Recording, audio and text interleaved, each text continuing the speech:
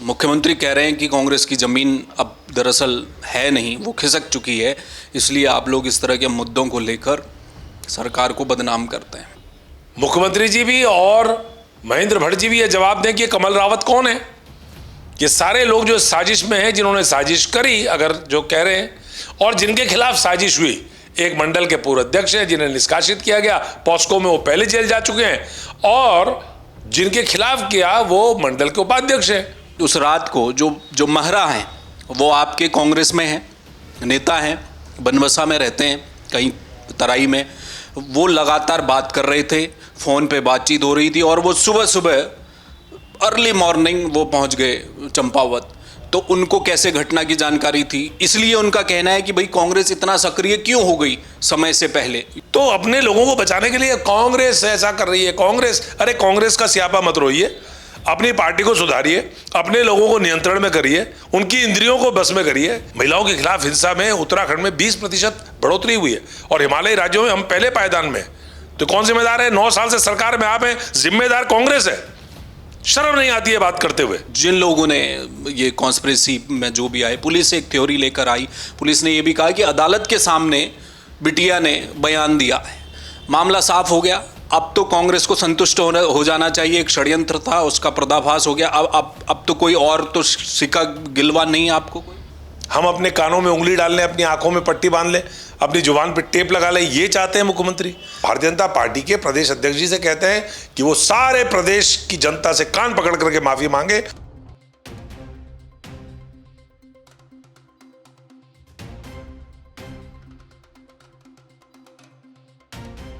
चंपावत में हुए कथित रेप, साजिश, षड्यंत्र से जुड़े मामले में अब सत्ताधारी दल, न केवल मुख्यमंत्री बल्कि बीजेपी के प्रदेश अध्यक्ष और तमाम भाजपा इस समय कांग्रेस को कटघरे में खड़े कर रही है।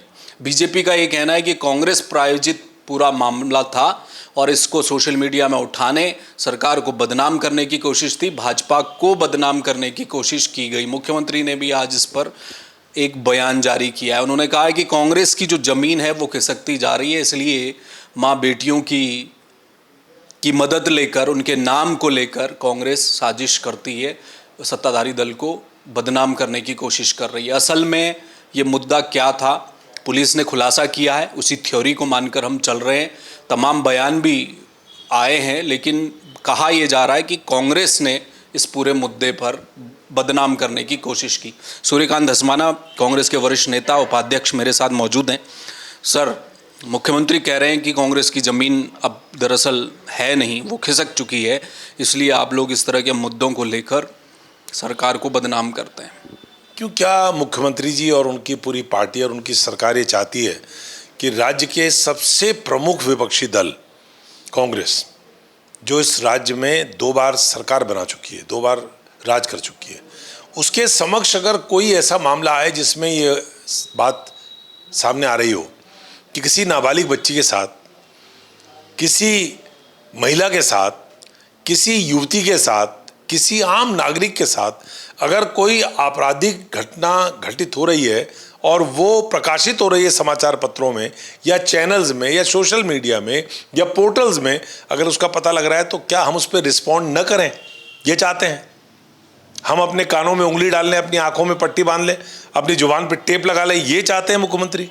अरे भाई, 5 तारीख को एक घटना हुई, वो प्रकाशित हुई, अखबारों में प्रकाशित हुई, पुलिस ने FIR दर्ज करी उसमें। 6 तारीख को, 6 मई को पुलिस की कप्तान ने चंपावत की प्रेस कॉन्फ्रेंस करी कि एक बच्ची जिसकी सूचना मिली कि उसके साथ सामूहिक बलात्कार हुआ, पुलिस ने उसको रेस्क्यू किया, कमरे से लाए, हाथ बंधे हुए थे, पैर बंधे हुए थे, कपड़े अर्धनग्न थी, और उसने बताया कि उसके साथ सामूहिक बलात्कार हुआ। उस पर FIR दर्ज हुई बाकायदा, ऐसा नहीं है FIR दर्ज नहीं हुई, FIR दर्ज हुई, चिक कटी उसमें, और कहा गया कि हम उनकी गिरफ्तारी का प्रयास कर रहे हैं। अचानक 7 तारीख को कहानी पूरी पलट जाती है। 7 तारीख को कप्तान साहब कहते हैं कि सारे साक्ष्य जुटाए गए, फॉरेंसिक और साइंटिफिक तरीके से उस पूरी घटना की जांच की गई, घटना असत्य पाई गई, लड़की मुकर गई, पिता ने कहा कि उनको कहा गया था, और इसी प्रकार से उन्होंने कहानी बना करके कह दिया कि ये घटना घटित ही नहीं हुई। चलिए मान लेते हैं, पुलिस की कहानी मान लेते हैं कि नहीं हुई, लेकिन सवाल यह है कि ये साजिश किसने रची? मुख्यमंत्री जी भी और महेंद्र भट्ट जी भी ये जवाब दें कि कमल रावत कौन है। ये सारे लोग जो साजिश में हैं, जिन्होंने साजिश करी, अगर जो कह रहे हैं, और जिनके खिलाफ साजिश हुई, एक मंडल के पूर्व अध्यक्ष हैं जिन्हें निष्कासित किया गया, पॉस्को में वो पहले जेल जा चुके हैं, और जिनके खिलाफ किया वो मंडल के उपाध्यक्ष हैं पूरन सिंह रावत और उनके साथी। तो ये सारे भाजपा के लोग हैं। अब भाजपा के अंदर जो सिर फुटअव्वल है, नीचे ब्लॉक स्तर से लेकर के और केंद्रीय स्तर तक, वो सिर फुटअव्वल इस स्तर पे पहुंच गई कि भाजपा के लोग 16 साल की एक नाबालिग बच्ची को हथियार बनाएंगे अपनी लड़ाई को निपटाने के लिए। और जब वो खुलासा हो जाएगा तो उसके बाद कहेंगे कि कांग्रेस को शर्म आनी चाहिए, कांग्रेस की जमीन खिसक रही है, कांग्रेस। अरे भाई, कांग्रेस के सामने एक अखबार में सामने न्यूज छपी है, अमर उजाला में, जागरण में, हिंदुस्तान में, सारे समाचार पत्रों में, पोर्टल्स में, चैनल्स में। उस पर हम क्या रिस्पॉन्ड करें? हम पहले जांच, हम इन्वेस्टिगेटिंग एजेंसी हैं क्या? हम पहले जांच करें कि ये घटना कैसे हुई, क्या हुई? अरे भाई, एक समाचार में पढ़ा और उसके बाद हमने रिस्पॉन्ड किया। मैं चीफ सेक्रेटरी से मिला, हमने कहा इसकी उच्च स्तरीय जांच की जाए। आनंदवर्धन साहब से मिला मैं, डेलीगेशन ले जा करके, और हमारे तमाम नेताओं ने जो बयान दिए या पुतले दहन किए।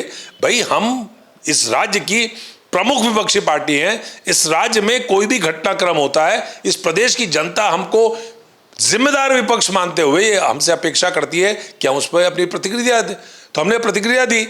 अब आप कह रहे हैं कि साहब, अच्छा, अंकिता भंडारी में क्या हुआ था साहब? 3 दिन तक तो रिपोर्ट ही नहीं लिखी थी आपके पटवारी ने। कैसे खुलासा हुआ उसका? कितनी मुश्किल से खुलासा हुआ जब जनता सड़क पर उतर गई।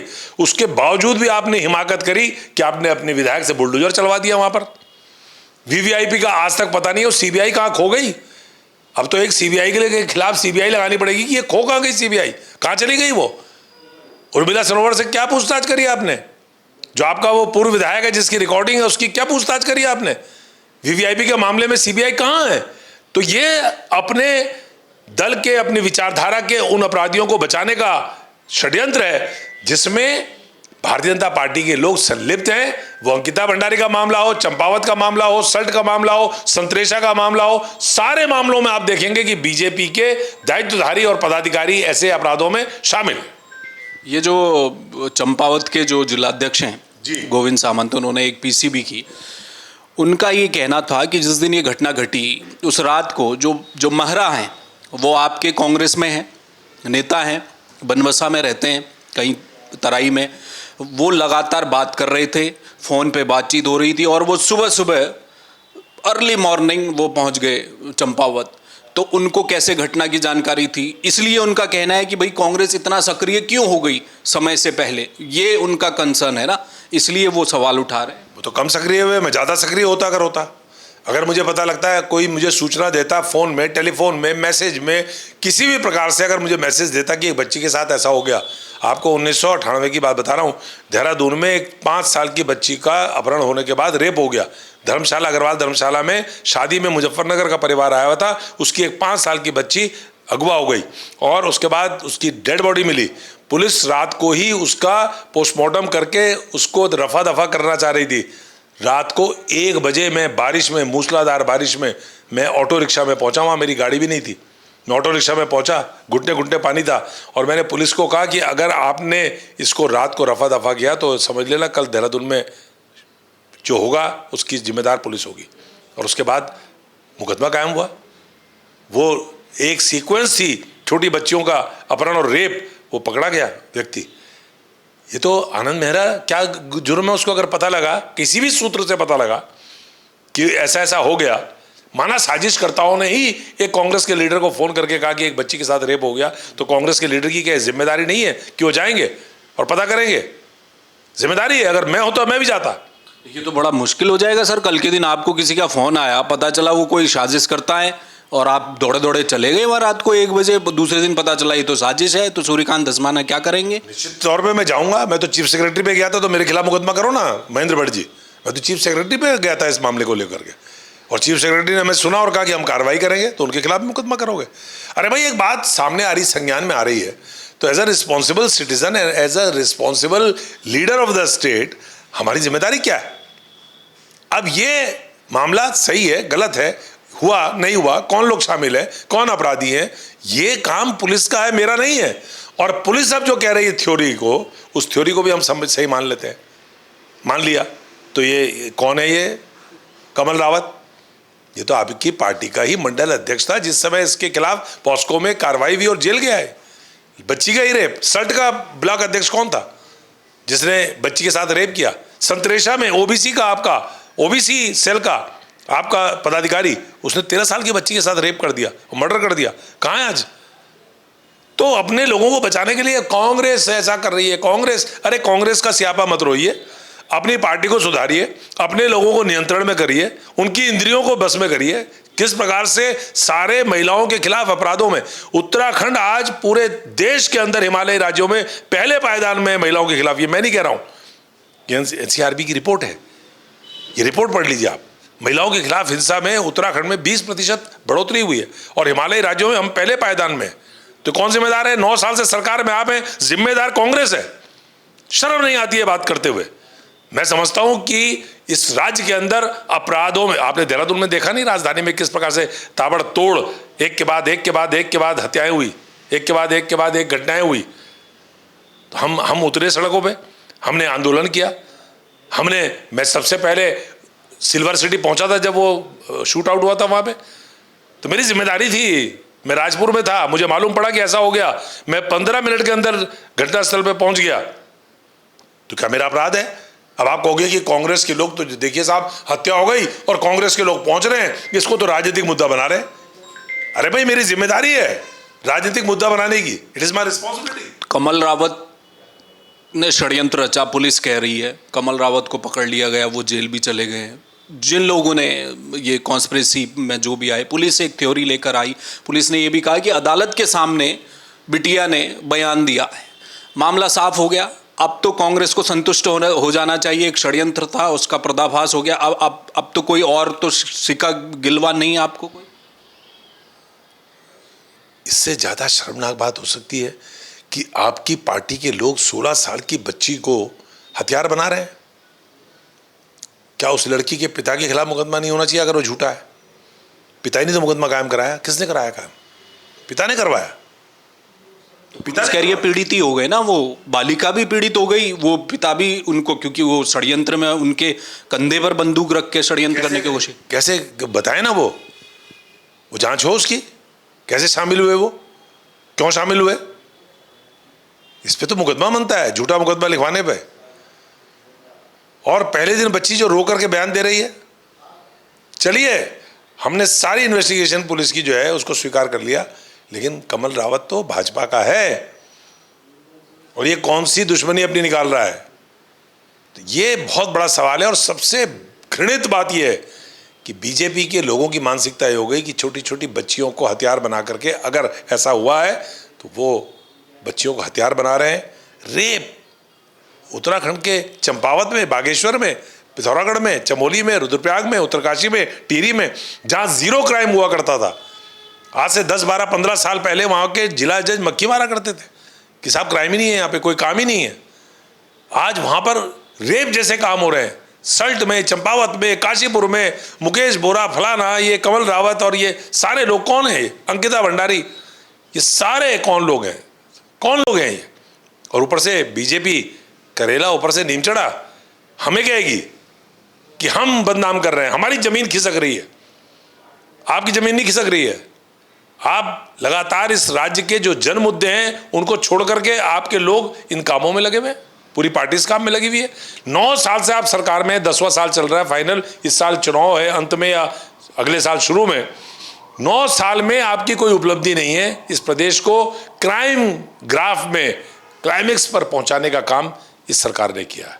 और महिलाओं के खिलाफ अपराध, कांग्रेस पार्टी घबराती नहीं है। आप 10 मुकदमे कायम कर लो, महिलाओं के खिलाफ कोई घटना होगी, महिलाओं का उत्पीड़न होगा, महिलाओं के खिलाफ हिंसा होगी, कहीं रेप होगा, कहीं मर्डर होगा, कांग्रेस आगे आकर के लड़ाई लड़ेगी। हम घबराने वाले नहीं है। इसमें अभी भी आप जांच चाहते हैं चंपावत मामले में, या आप कांग्रेस संतुष्ट है?